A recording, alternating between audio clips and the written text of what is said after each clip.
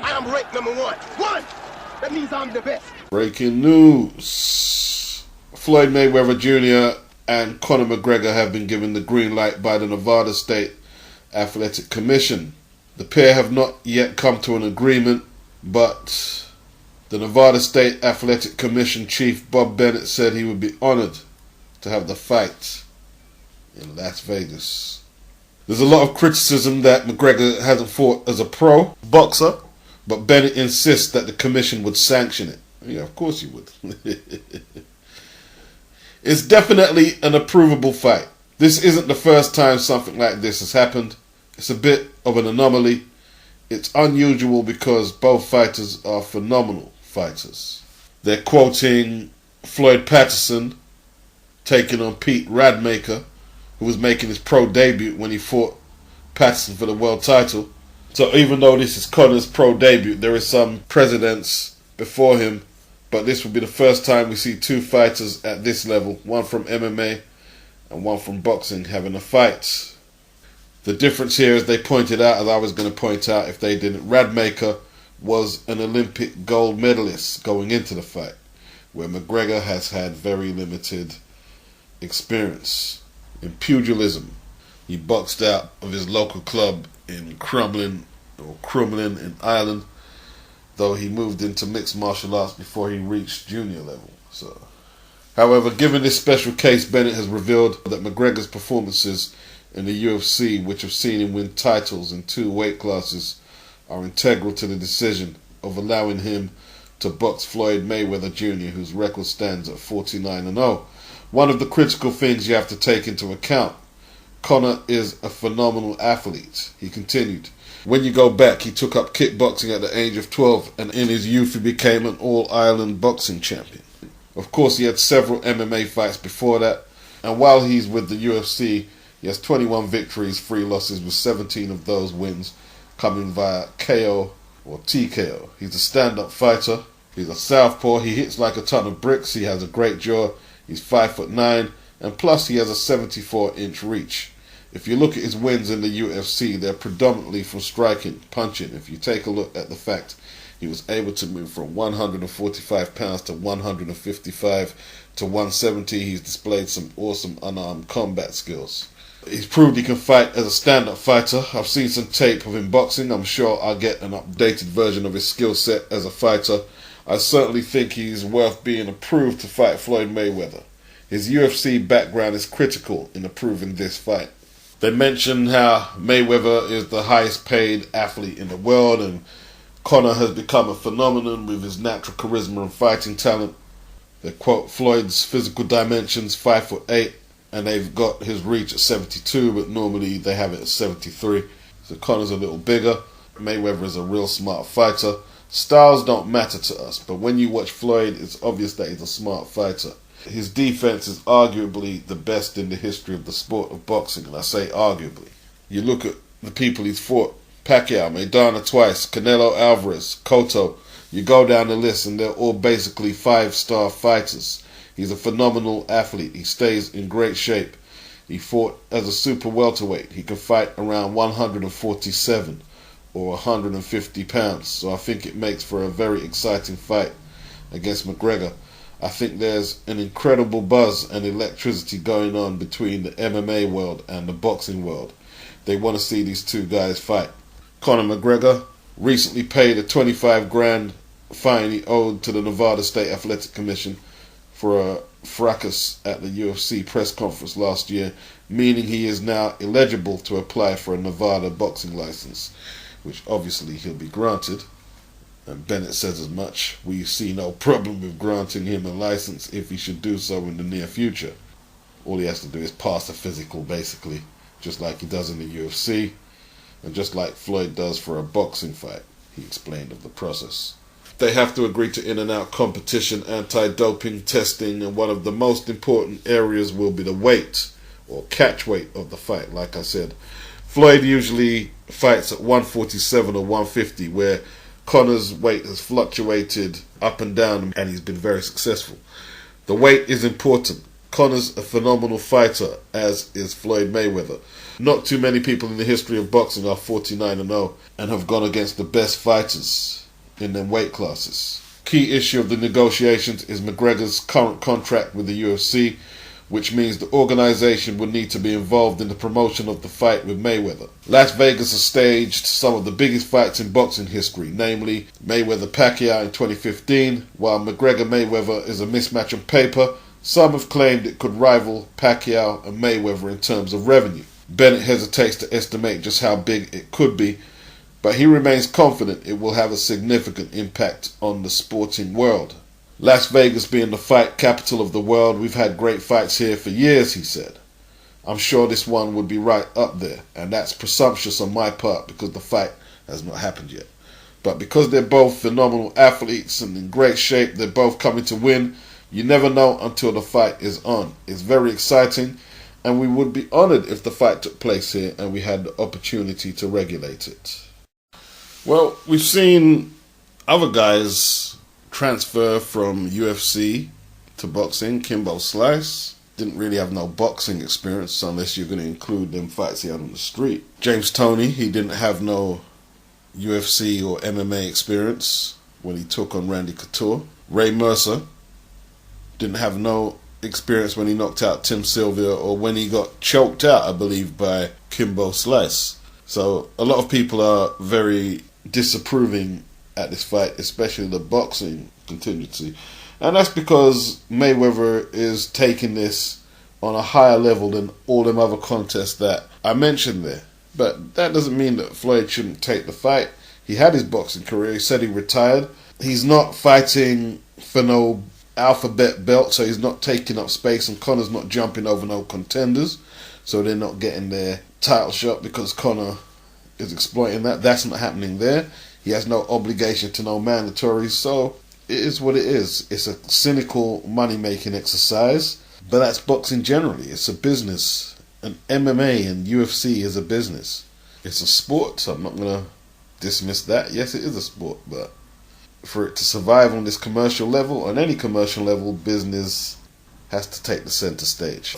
And in all truth, it might not happen, because if Dana White and the UFC are in the thick of the negotiations, I don't think Floyd's going to curtail to that. So there's still a long way to go. I consider myself a boxing guy. Yes, I do. And I'm definitely a Mayweather fan, but even if it wasn't a fighter I didn't want to, and they had that kind of money on the table, 100 million, 200 million free, 400 million depending on the pay-per-view revenue, who turns that down? Who turns that down? I don't know who turns that down. So I think just enjoy it or don't watch it, rather than, it's destroying boxing. It's not destroying boxing at all. It's not destroying boxing. Because if Floyd wasn't to go back in the ring, pay-per-view wasn't doing very well anyway. The bottom line is, you can say what you want about Floyd, you can question his methods, but his methods sell pay-per-views. And like I said, I said this before he retired, boxing is going to go into a watershed moment where it's not going to know what to do with itself. And for the most part, I was right. But no, I wasn't right, because what I didn't factor in is Al Heyman forecasted all this shit that we've seen in the last 2 years since Mayweather retired. Pay-per-view flops. He forecasted this before he done the PBC. He knew how long Floyd had on the Showtime contract. Damn, man, he negotiated that contract. He was probably thinking, when Floyd is retired, people are going to want free boxing after Floyd destructs that pay-per-view record against Pacquiao. They're going to want free boxing. And that would have been regardless if Pacquiao and Floyd was a great fight. If anyone thinks that if Floyd and Pacquiao was a great fight, people were going to still pay $100 in America for pay-per-view, you're sadly mistaken. No one's paying no $100 for pay-per-view to watch Triple G, Roman Gonzalez, and even Canelo. That's the bottom line. This moment was always on the cards.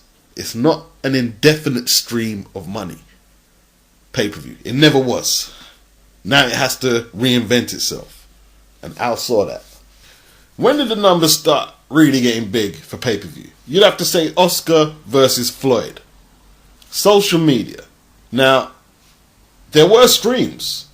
but they were very hard to get access to at that stage and before that. Streaming is eating into pay-per-view revenue right now. That's eating into it right now. You have to put on a superb event to make it pay-per-view and sell right now. Kovalev and Ward, at the early part of this millennium, would have probably done decent numbers. Maybe not superb numbers, but decent numbers. But competing with streaming, boxing has to reinvent what it's doing. I mean, UFC is competing with streaming, and it's still doing relatively decent numbers, I hear. It's got to reinvent itself. It's got nothing to do with Floyd. Floyd had his time period. It's gone. It's went. Where's the contingencies? You need contingencies in life. After one product does what it does for what period, what are you going to do after? You can't just stay with the same model that Floyd was working with. That doesn't work in life, in no fucking aspect of business or anything.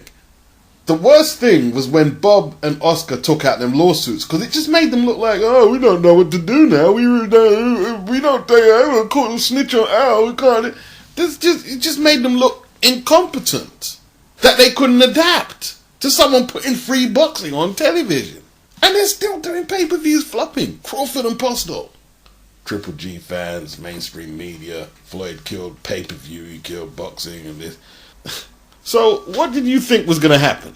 This dude was going to retire, and then you're just going to go to the pay-per-view format and just draw 400 million, 200 million, 100 million from out the vault every... No, bro. Things peak. And then they have to regulate themselves and find themselves again. That's the highest. It's the same thing in football transfers or soccer, as you guys call. I hate translating it to soccer for you guys, but I have to. There's stages when the transfers, people are paying 100 million for players, 70 millions, and then in different territories they have to start reducing what they're going to pay for players because economies change and shit like that. There's no indefinite stream of pay-per-view money. There never was. And the fact that a lot of these networks and promotional outfits haven't prepped for that is an oversight on their behalf. What, is Eddie Hearn having that problem? No, because he does pay-per-view and he cuts it to his cloth according to his territory in the UK.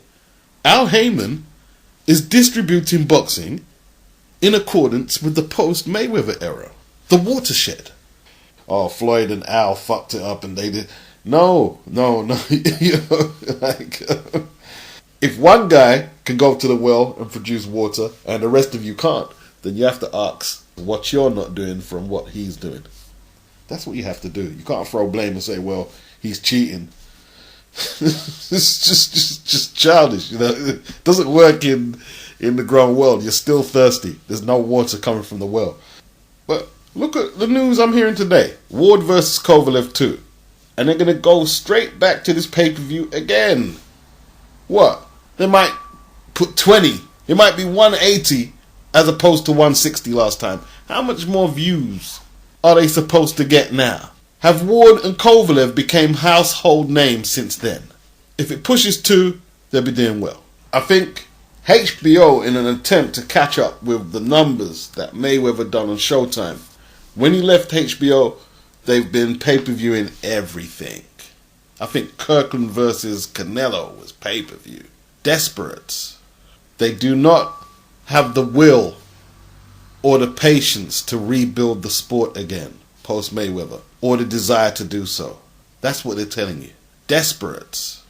They do not have the will or the patience to rebuild the sport again, post-Mayweather. They have nothing to lose, basically. They're going to grab every little penny they can from their money earners. Every little penny. And if the pay-per-view format crashes from them doing that, they'll just say, something, there's going to be less boxing on and we're just going to can it all together and move on. You have to remember, HBO have been in this bitch since the Thriller in Manila, right? That's a little before my time. But Lampley and Merchant have been there since Holmes and Cooney. They've been there since Pryor and Arguello, Hagler and Hearns, Hagler and Leonard. The Mike Tyson era was on that network where he unified all the belts in the tournament. Same with Bernard Hopkins. Unified all the belts in the middleweight tournament on HBO. They saw Floyd and Oscar De La Hoya and Pacquiao take pay-per-view numbers off the chain. They oversaw all that. So they know what super fights are. And they know what great evenings of boxing are. They know what value for money is. They know what it is. And what they're doing now, that ain't it. So they know. Shut up, old man. I ain't going nowhere. Have you ever spoke to someone who had a really good job and then their skills became obsolete? The company that they work for either folded up or didn't need their services no more. Now they're unemployed. And this person just cannot fathom that this job is gone and neither has the inclination or will to update his skills and adapt to doing something different. You'll hear them talk. Yeah, man, you see, back then, I used to clear 10,000 a day for my company just by myself. And I had access to 2 company cars, a secretary, blah, blah, blah. I was in charge of the whole unit here. And they'll be telling this to potential employers, which is no relevance to the job they're going for now or to their friends. And they just can't get over that. That sounds like some of Al's competition right now. And people don't like hearing that.